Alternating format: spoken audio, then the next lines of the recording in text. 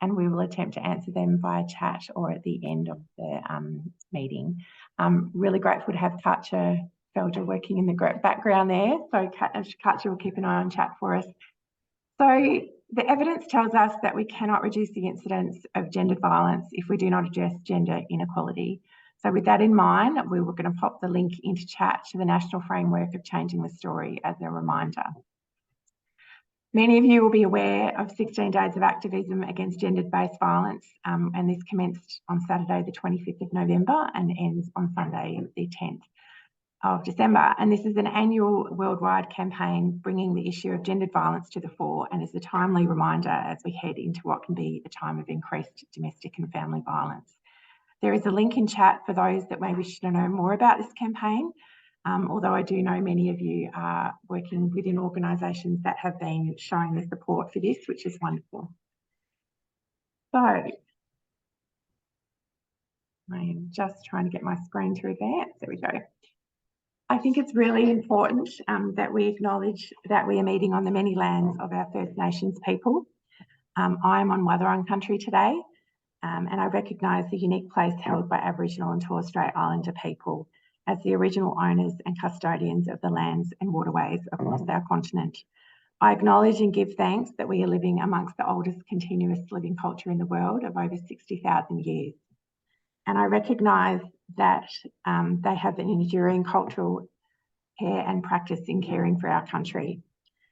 Sovereignty was never ceded. This was and always will be Aboriginal land, and I pay my respects to Elders past and present and acknowledge any Aboriginal or Torres Strait Islander people that might be with us today.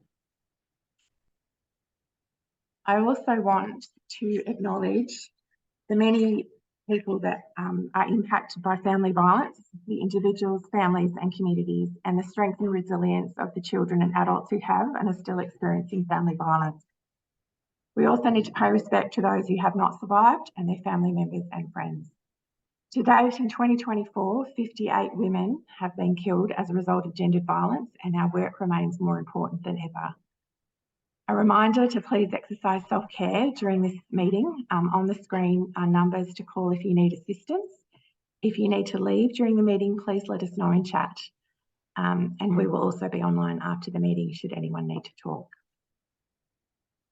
With that in mind, I'd really like to introduce Dr. Jess Coldwalder, who is the Principal Strategic Advisor at TIFIC. And for those who don't know what TIFIC stands for, it's Central Highlands Integrated Family Violence Committee.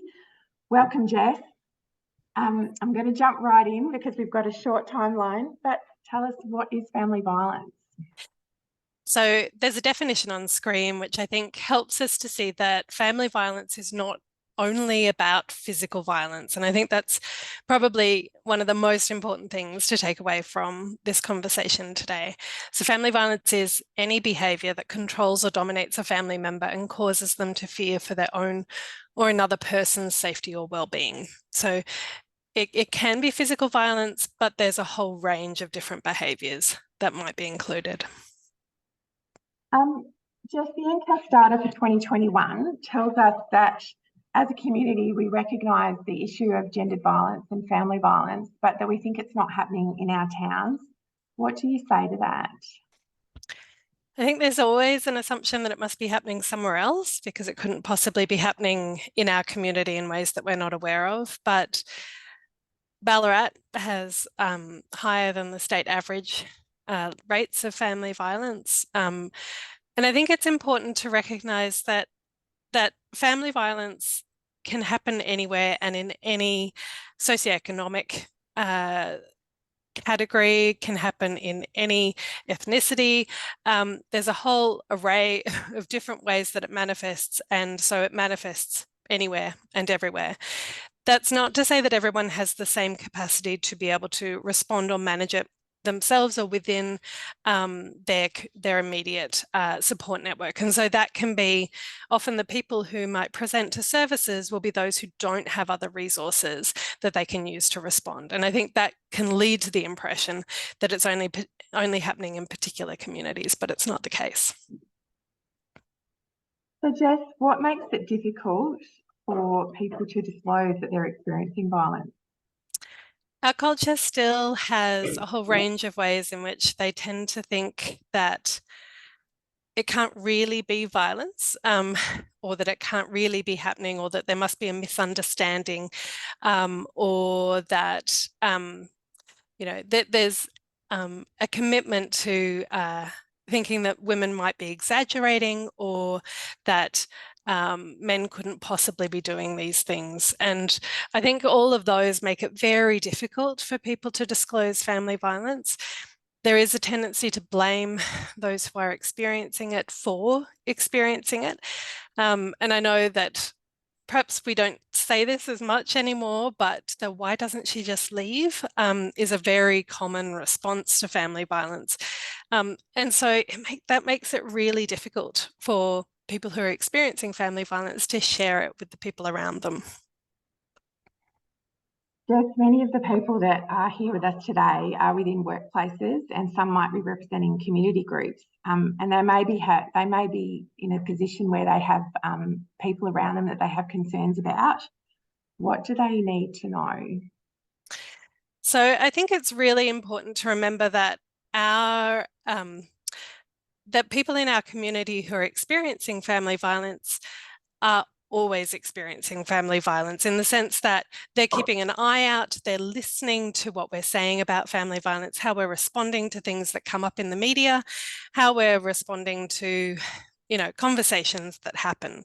And I think in that context, it's really important that our workplaces are family violence informed and family violence responsive, and that we remember that there are always victim survivors around us, and that some of them may not have disclosed, and they will be assessing whether or not to trust you with this disclosure. So it's also really important to keep in mind the potential indicators of family violence. We used to talk a lot about just responding to disclosures, but it's important that we create a context in which people feel safe to disclose. And I think that's part of the focus here today, is to not just think about what happens when someone does, but also to remember that we need to create a context in which it is safe for people to be disclosing. Jess, you talked a little bit about the indicators and that we need to be aware of what they are. Can you talk a little bit about what some of the indicators, and we have a very long list that we're about to run through, but we have a fairly epic list. We do, but some of the ones that people need to be aware of and may not be aware of as well. Yeah, so I think lots of these are things that are not going to be surprising or shocking to people, and sometimes it might seem a bit obvious that these might be indicators. So I think some of these, of course, they're indicators that something is going on.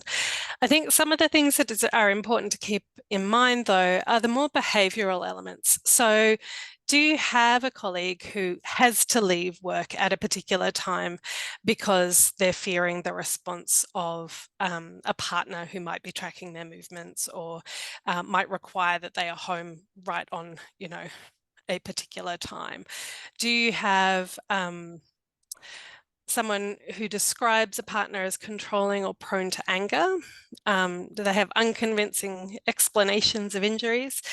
There's also some circumstances that might are situations to be paying more attention to, and that includes pregnancy or new babies. Can be contexts in which family violence, which may not have existed before, actually comes into existence. So I think it's important to be aware of some of these indicators and keep them in mind, so that when you see someone with, who is isolated or who has no friends or family support around them, describing an anger as a partner as prone to anger, you might kind of put the dots together and ask a few questions.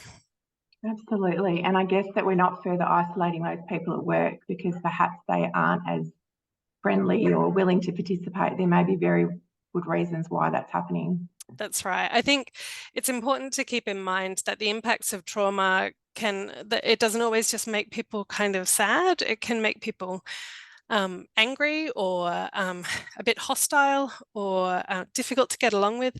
Some of those things that often make us kind of shift someone out of our support networks or our networks within a workplace. And so it's important to keep those in mind as potential indicators. So Jess, that's a really long list of indicators. It is. And again, we're not expecting everyone to remember those. No.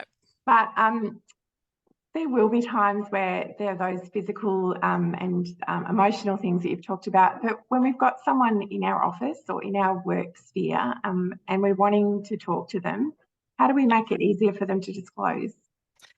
So we need to use sensitive inquiry. And this might seem a little obvious, but potentially coming in with a kind of shocking question is not going to have the response that we might hope. There are times where having laid groundwork and having a relationship that already exists can make space for being quite direct about questions, and similar to questions around mental health, sometimes it is important to be very direct. But there are framing questions which we'll look at in a minute. Some people who are here might also be aligning to MARAM within their organisation, in which case you have some questions already on hand through the MARAM practice guide. And I suppose just to get to point 3 on this slide, the important thing is that if someone does disclose, it's important to start with something like, it doesn't have to be these exact words, but I believe you, because many victim survivors are not believed. And this is not your fault, because most victim survivors will have been over time come to believe that it is their fault, and they're often blamed by perpetrators. And that's a kind of key element of how family violence occurs. And making the claim that everyone has the right to feel safe. And I think that's a really important affirmation for victim survivors. Acknowledging the difficulties that they're facing and the strengths that they show can also be really vital. It's important because many victim survivors, it does incredible damage to self-esteem experiencing family violence. And so beginning to do the work of kind of rebuilding and recognizing the strengths that they're already displaying can be really important. So Jess, obviously I have my work at Women's Health Grampians as a regional consultant, but I also work doing some counselling work, and we're going to put up some examples of questions that people can use. Yep. And these are really good questions that will lessen the chance that someone is going to become defensive and they're more likely to possibly disclose. Jess, can you just talk a little bit about why language is so important, and are there things that we should avoid saying or asking? I think language is important, and no one wants to hear that because no one wants to be worrying about what they're saying. But it is important just to remember that victim survivors are very finely attuned to any sense of judgment or any sense of blame that might come from people they're disclosing to. So it's important that how we ask and the ways that we speak to them reflect the position that we're taking, that we don't blame them. So some of these have been designed to gently ask these questions in a way that isn't going to lead to that kind of defensiveness. And I think it's also important to recognize that they may not be able to disclose, and that doesn't mean that that's the end of the conversation. Sometimes you will ask a question like this and you'll get a no. But it's also an opportunity to demonstrate that you are open to that disclosure, and that you would be willing to help if anything like this was happening. So I think sometimes people underestimate how much it takes to disclose. Many people, victim survivors seeking to disclose, will disclose a couple of times. They'll say things like, my friend is experiencing this, or I heard about this woman who was experiencing this. And they're all strategies for kind of feeling their way into that conversation. So it's just important to be open and responsive to those kind of attempts to begin the work of disclosing. Absolutely. And it all gets back to that sensitive inquiry and building that foundation of trust. That's right. Absolutely. So Jess, obviously there may be people who don't choose to disclose at that time, and we need to recognise and make sure that we give them power and agency over that. But if someone does disclose, what do we do?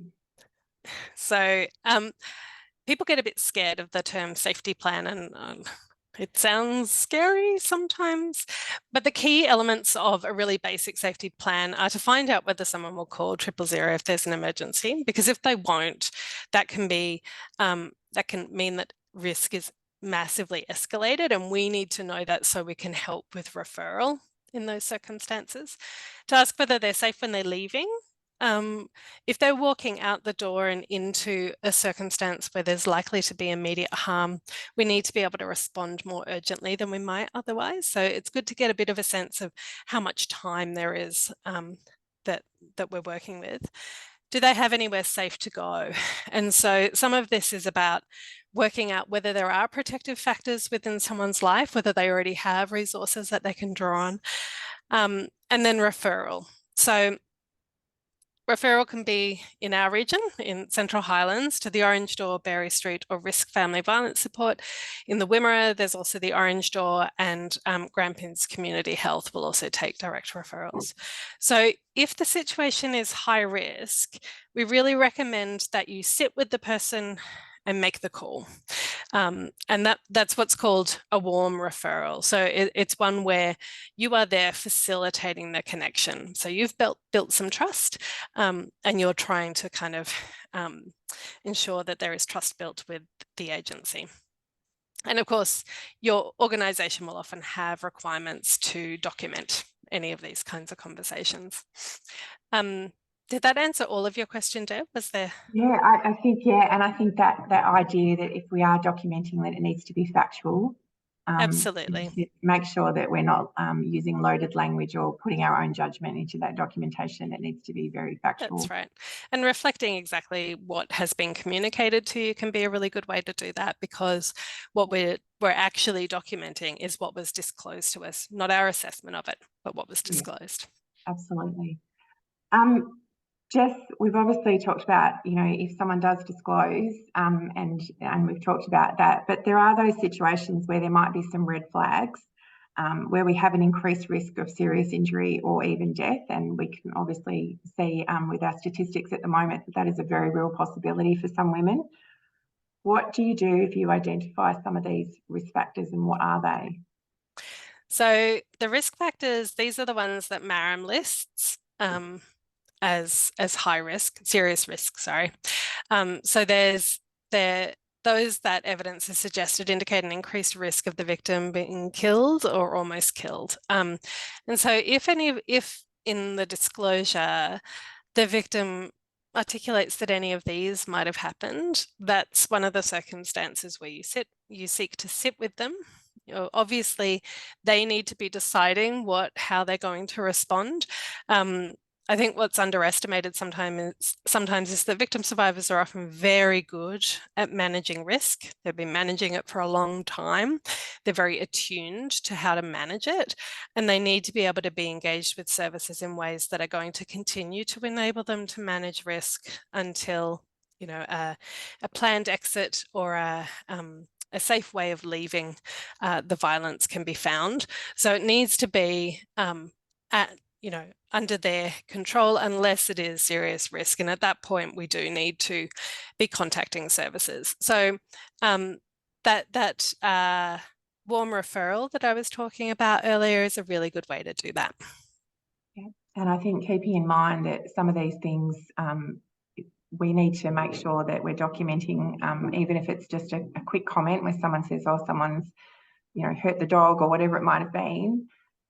Those are all things that it's easy to say, oh, but I don't think that's violence. It actually is one of those things that we need to be very much aware of.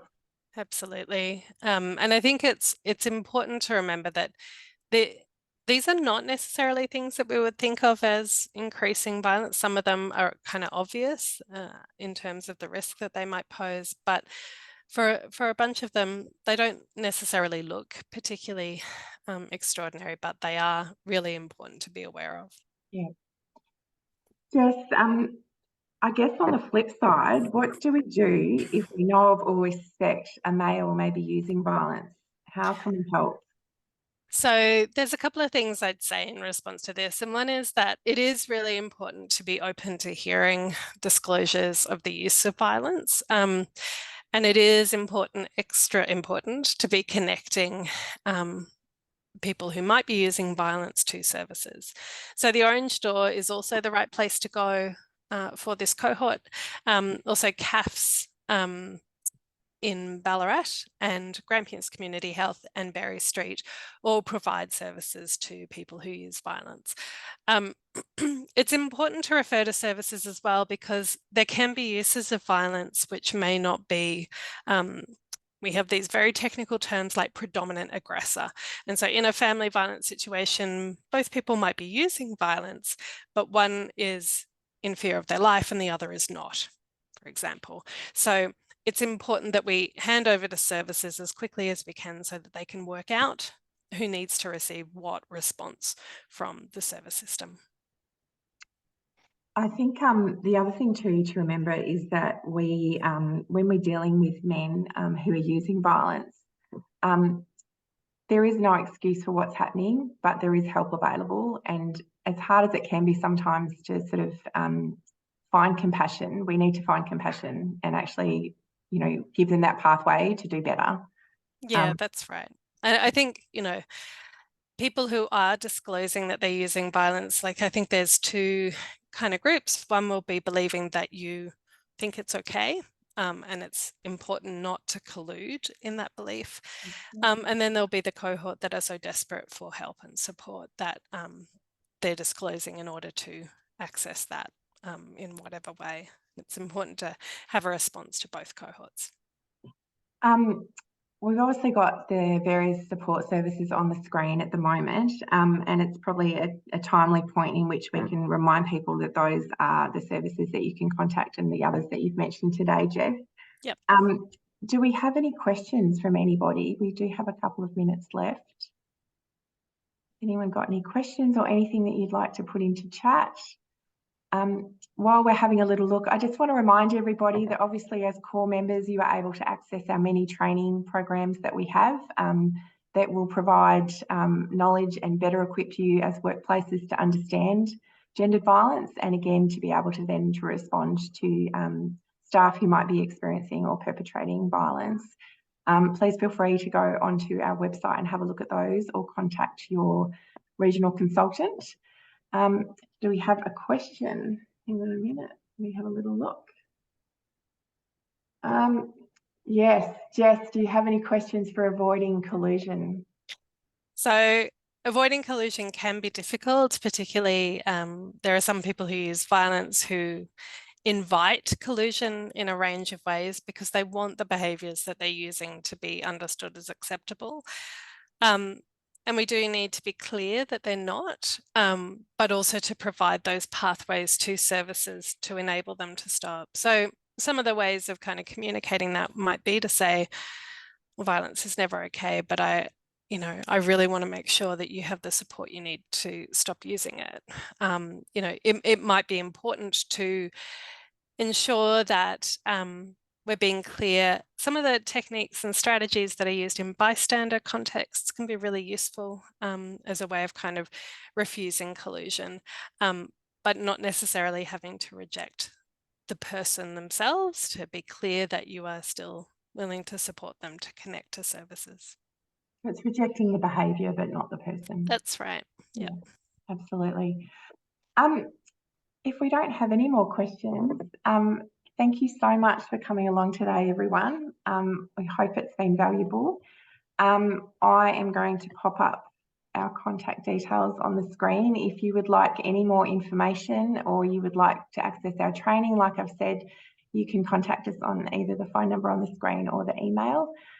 Wishing you all well leading into the festive season, and obviously please continue to send through photographs and any details of events you might be doing during 16 days. But thank you so much for coming along. Thank you so much, Jess and Karcher. Thanks for organising. Thanks, everyone. See you. Thanks.